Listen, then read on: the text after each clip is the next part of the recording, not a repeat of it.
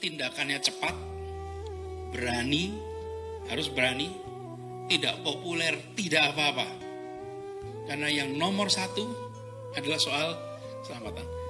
Saya kalau ditanya apa 3 prioritas utama, saya katakan nomor 1 keselamatan, nomor 2 keselamatan, nomor 3 keselamatan. Itu 3 prioritas utama kita.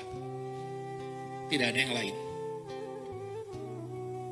Dan saya minta kepada semua untuk merujuk kepada pengalaman kota-kota lain yang pernah mengalami, sehingga tidak perlu kita melakukan reinventing the wheel. Jakarta bukan kota pertama hadapi. Tetangga kita Singapura merasakan, di utaranya Jepang ada merasakan, Tiongkok merasakan, Korea merasakan. Ambil cara-cara mereka, belajar cara-cara mereka. Ini ironis buat kita Bapak Ibu. Bagaimana dalam 2 minggu Singapura 2 bulan jumlah meninggalnya 0. Ini karena kita nggak bertindak cepat dari kemarin-kemarin. Ya sudah, sekarang yang lewat sudah lewat. Kita nggak usah nyalah-nyalahkan satu sama lain. Tapi kita dalam posisi tidak bisa lambat di sini.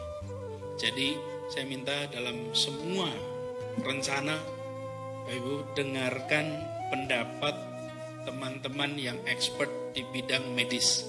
Mereka yang tahu persis nih, seperti ini. Jangan tanya yang bidang lain.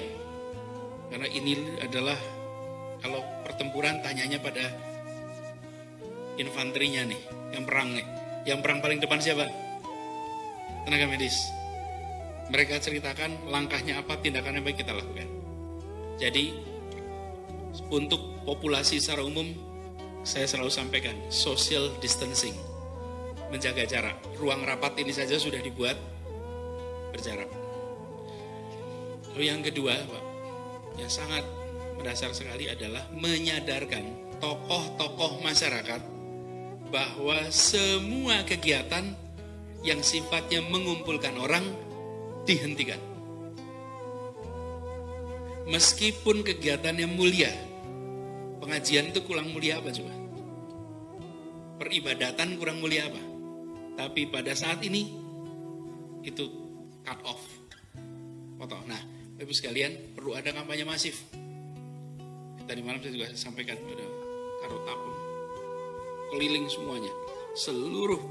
Dan yang penting kemarin sampaikan, bukan ada yang mengusulkan bagus, bukan penyelenggaranya yang penyelenggaranya saja yang meniadakan, tapi tokoh-tokoh masyarakatnya bilang saya tidak mau diundang, titik. Penceramahnya bilang saya tidak mau. Kenapa? Ya saya tidak setuju ada pengumpulan massa. Sehingga penyelenggara pun tidak merasa membatalkan yang diundang. Karena yang diundangnya bilang banyak langkah-langkah lain Bapak Ibu yang perlu Bapak Ibu kerjakan. Tapi intinya adalah responnya dengan perasaan kita berhadapan dengan situasi krisis. Saya akan nanti menyampaikan kepada publik Jakarta, bersiap-siap. Repotnya kendaraan tadi pagi itu bukan apa-apa dibanding potensi kerepotan kita hari-hari ke depan. Ancang-ancang sekarang. Ketika kita mendengar instruksi dari Bapak Presiden, bekerja di rumah, itu harus kita bayangkan penyiapan di lapangannya. Karena bekerja di rumah itu gampang kalau rumahnya ada 5 kamar, ada 3 kamar. Kalau rumahnya 1 kamar tapi ber-10, bekerja di rumah itu rumit. Kita akan merasakan itu nanti. Pangan, kebutuhan pangan harus kita siapkan. Jadi ini contoh, Bapak Ibu terjemahkan. Ada 3 urusan yang menurut saya penting untuk ditangani oleh tim tanggap. 1, kesehatan. Siapkan betul bagaimana kita bisa mendukung seluruh aparatur medis kita. Yang kedua adalah pasokan pangan. Bagaimana pasokan pangan itu bisa menjangkau rumah tangga, bukan pasokan pangan sampai ke pasar. Kalau kondisi normal, pasokan pangan sampai ke pasar induk. Kalau sekarang sampai ke rumah tangga. Saat isolasi, bagaimana pangan bisa sampai di setiap rumah, yang diisolasi. Yang ketiga, pergerakan penduduk, mobilitas penduduk. Bagaimana mobilitas penduduk diatur di kita? Siapa boleh bergerak kemana, siapa tidak boleh bergerak.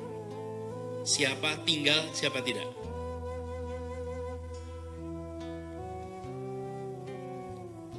Yang keempat adalah pola komunikasi.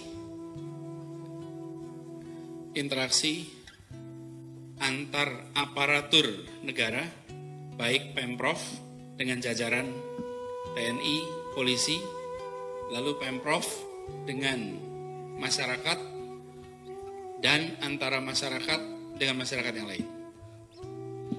Jadi 4 hal itu Bapak Ibu perlu jadi fokus perhatian. Itu saja Bapak Ibu sekalian dari saya. Mudah-mudahan pesan ini kita pahami bersama dengan jelas. Dalam situasi begini kita tidak boleh membayangkan normal, boleh. Tapi saya yakin insya Allah daya tahan kita kuat. Ini bukan problem pertama yang dihadapi Republik ini. Kita sudah menghadapi tantangan banyak sekali. Di masa lalu kita hadapi dan kita berhasil. Sekarang insya Allah kita akan berhasil juga melewati dengan baik. Ini yang dititipkan pada Bapak Ibu, tugas penting, jalankan dengan sebaik-baiknya. Pesan saya terakhir untuk semua yang di sini. Ingat Bapak Ibu sekalian, kalau di pesawat itu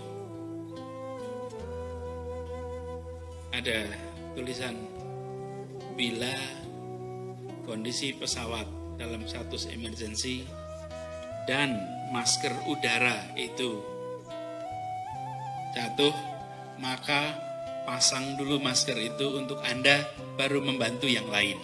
Oke. Bapak Ibu harus sehat supaya bisa membantu yang lain. Kalau Bapak Ibunya sakit, ya nggak bisa membantu yang lain. Pastikan Bapak Ibu yang insya Allah kalau vitamin ada, makan cukup, olahraga. Yang agak kurang itu istirahat. Ya, istirahat kurang, tapi lainnya insya Allah siap. Selamat bertugas, terima kasih. Assalamualaikum warahmatullahi wabarakatuh.